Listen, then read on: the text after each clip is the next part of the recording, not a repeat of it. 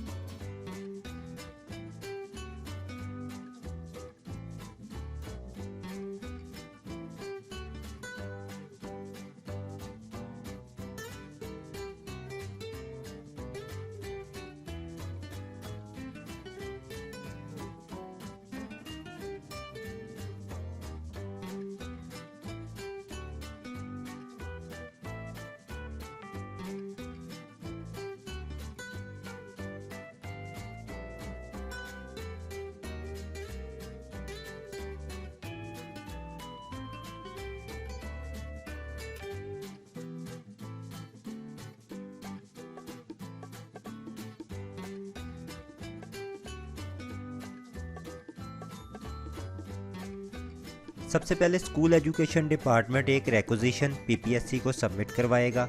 इसके बाद PPSC की वेबसाइट पर अपकमिंग जॉब जो कि आपकी स्क्रीन पे है, इसके अंदर वो सारी पोस्टें शो होंगी पाइपलाइन के अंदर। इसके बाद जो बिल्कुल लेफ्ट साइड पे जॉब वाला कॉर्नर है, इसमें उसकी एडवर्टीजमेंट शो होगी। इसके बाद PPSC की वेबसाइट पे आप देख सकते हैं, जैसे कि आपकी स्क्रीन पे है, ऑनलाइन अप्लाई पे क्लिक करके आप ऑनलाइन अप्लाई करेंगे। ये सारा प्रोसीजर है जब स्कूल एजुकेशन डिपार्टमेंट इसकी रिक्वेजिशन PPSC को सबमिट करवा देगा।